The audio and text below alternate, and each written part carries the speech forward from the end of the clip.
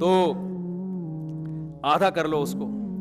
اور نبی صلی اللہ علیہ وسلم کی خدمت میں ایک کافر آیا, آپ صلی اللہ علیہ وسلم اکرام کرتے تھے چاہے مسلم ہو غیر مسلم.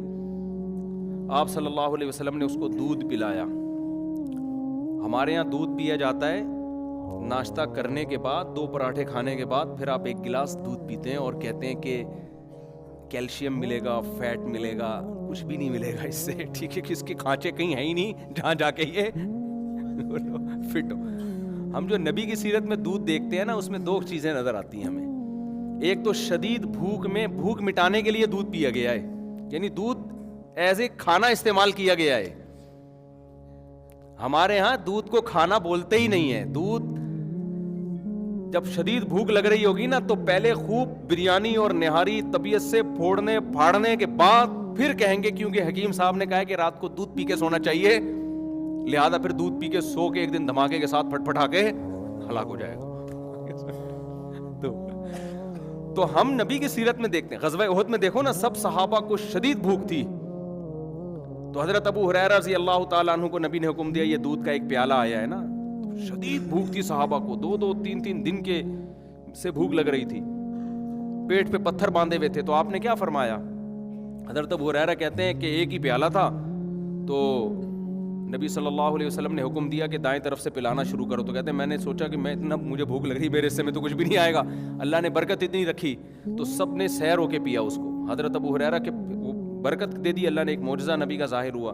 حضرت ابو ہریرہ نے پیا, کہتے ہیں اور پیو اور پیو, سیر ہو گئے حضرت ابو ہریرہ رضی اللہ تعالیٰ عنہ. اس طرح کی اور بہت ساری ہمیں مثالیں ملتی ہیں کہ شدید بھوک میں بھوک کس سے مٹائی ہے؟ دودھ سے. پھر دودھ جزو بدن بنتا ہے اور ایسا ٹھا کر کے جا کے باڈی کو لگتا ہے نا.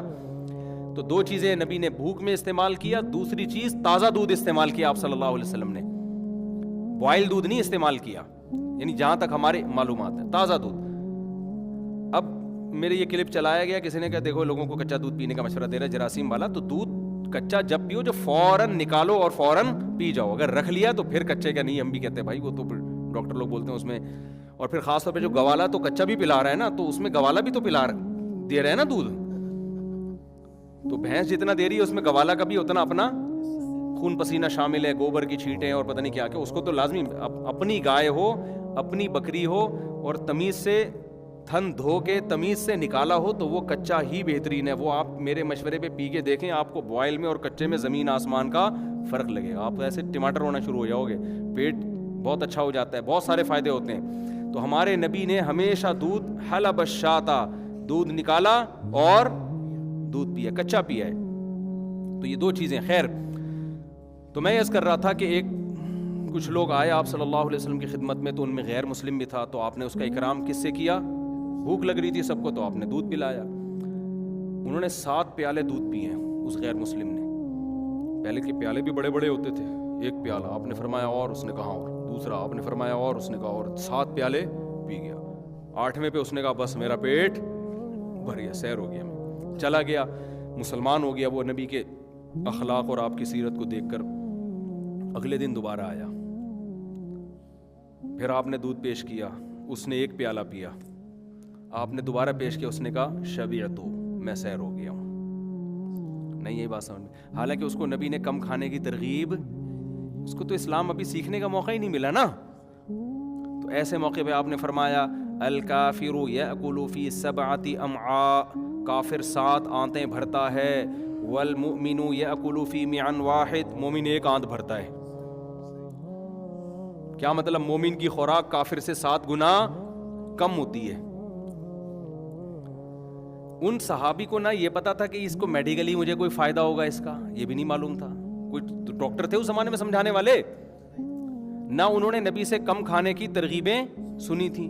کیا مطلب؟ اب حدیث کا آج لوگ کہتے ہیں کہ آج تو کافر کم کھا رہا ہے, مسلمان طبیعت سے پھوڑ رہے ہیں, تو یہ تو معاذ اللہ حدیث غلط ہو گئی. پھر تو خوب سمجھو حدیث کا منشا کیا ہے, کہ مسلمان شہوت پرست نہیں ہوتا, کافر شہوت پرست ہوتا ہے. اس کی خواہشات رکتی نہیں ہیں, تبھی کھایا جائے گا کھایا جائے گا. آج جو کافر کم کھا رہے ہیں نا, ان کو ڈاکٹر لے کر آئے ہیں اس پر, جبکہ مسلمان اگر کم کھاتا ہے ڈاکٹروں کے مشورے کی ضرورت نہیں ہے. اس کی ویسے ہی اللہ نے دنیا سے بے رغبتی رکھی ہے کہ بھائی کیا ہے سارا دن جگالی کرتے رہو, بس ٹھیک ہے نا, چند دیوالے ہو گئے, نیند بھی کم آتی ہے اس سے, انسان کم کھاتا ہے تو چاقو چوبند رہتا ہے. تو جتنے بھی ہمارے اکابر بزرگ گزرے ہیں ہندوستان میں, آپ دیکھ لیں ان کی خوراکیں بہت تھوڑی تھیں. کیوں تھوڑی تھیں بھائی؟ وہ ان کو دین کے کام کرنے ہیں. وہ کہتے ہیں زیادہ کھاؤ تو نیند آتی ہے, تو کھاؤ اتنا نا جتنا افورڈ کر سکو.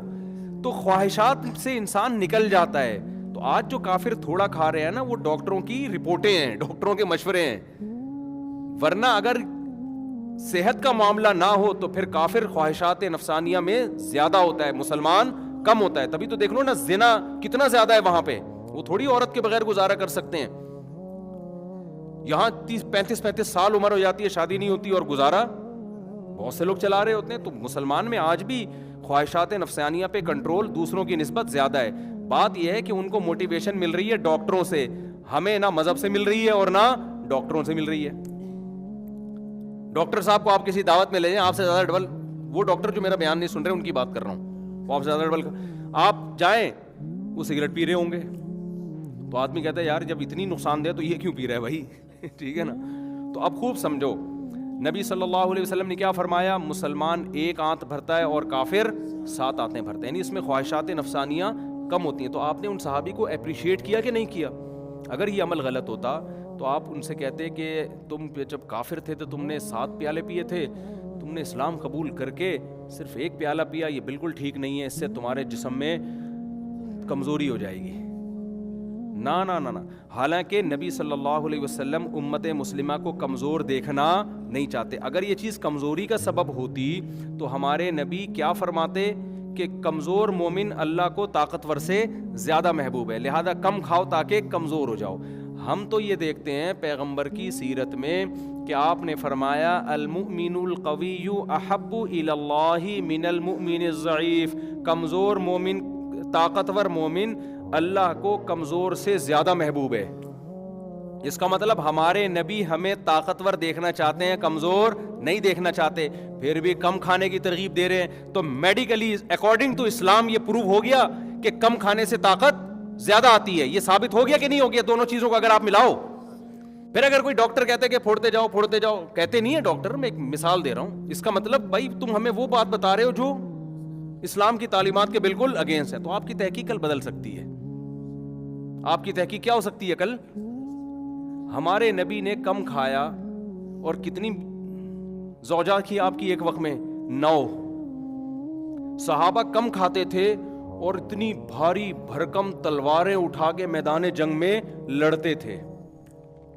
تو میں 2-3 باتیں بتا رہا تھا کہ پہلی بات, گوشت کو خوراک کا حصہ بناؤ, یہ ہمارے مذہب کی ترغیب ہے. ڈاکٹر کہتے ہیں اگر کوئی نارمل ہے, اگر ہاں کوئی کسی کو ہارٹ پیشنٹ بن گیا ہے, اس کو ڈاکٹر منع کر رہے ہیں, تو پھر وہ جانے ڈاکٹر جانے. اسلام تو نارمل لوگوں کی بات کر رہا ہے نا. ابے کوئی شوگر پیشنٹ بن گیا, اس کو تو کھجور بھی نقصان دے گی نا. جو پیشنٹ نہیں ہے ان کی بات کر رہا ہوں میں. دوسرا کام, بلکہ اس کو تو شہد بھی نقصان دے گا. دوسرا کام, پہلا تو گوشت ہو گیا, میں آپ کو اسلام کی روشنی میں صحت کا نسخہ بتا رہا ہوں. دوسرا کام کیا ہے؟ کم کھاؤ, پھوڑو نہیں, یعنی بھوکے رہو, سمجھتے ہو. اور تیسرا کام حدیث میں آتا ہے اللہم انی اعوذ بک من الکسل. آپ صلی اللہ علیہ وسلم نے سستی سے پناہ مانگی ہے.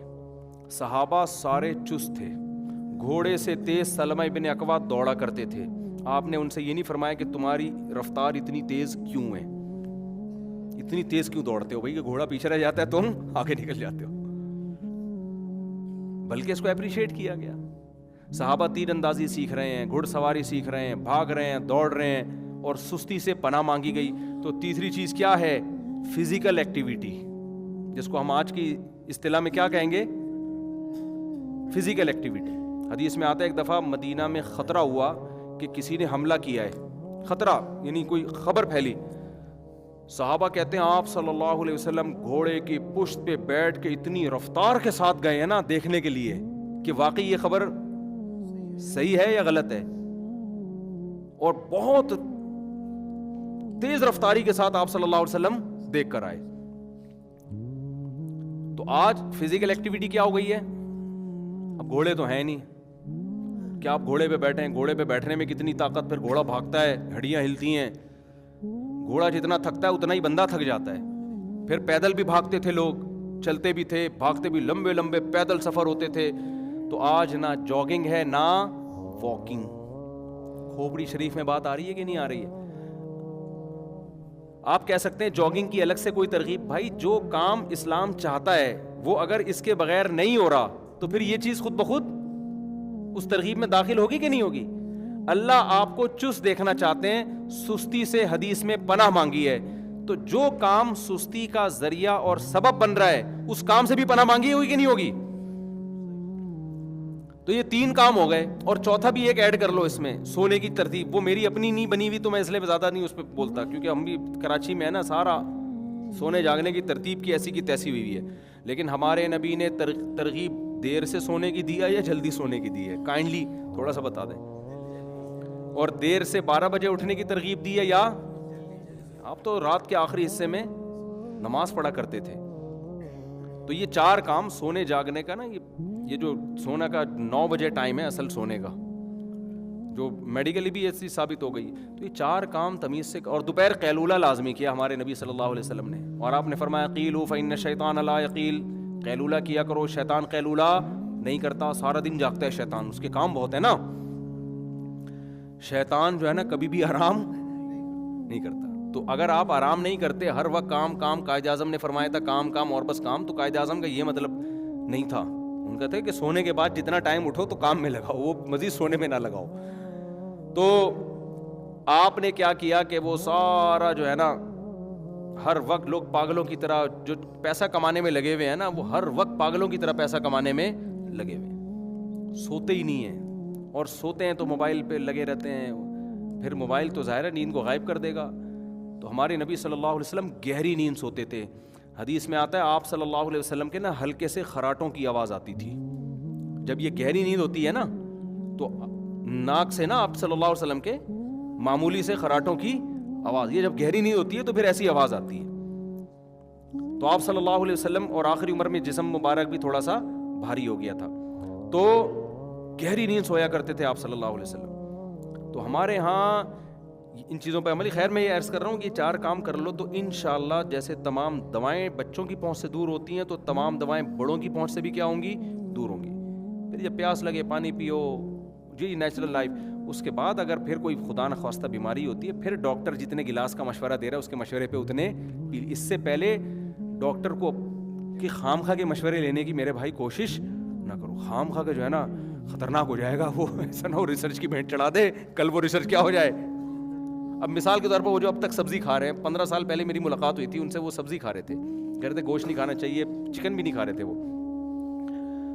تو اب اگر بالفرض ریسرچ چینج ہو گئی, نہیں یہ گوشت کھانا چاہیے سبزی نہیں کھانی چاہیے, تو وہ تو کہیں گے یار ہم نے تو 20 سال کیا کر دیے, لوگ دعوتوں میں چکن بھی پھوڑ رہے ہیں, دمبے بھی چربی ڈال ڈال کے پکا پکا کے پھوڑ رہے ہیں, اور ہماری ایسی کی تیسی, محروم ہو گئے.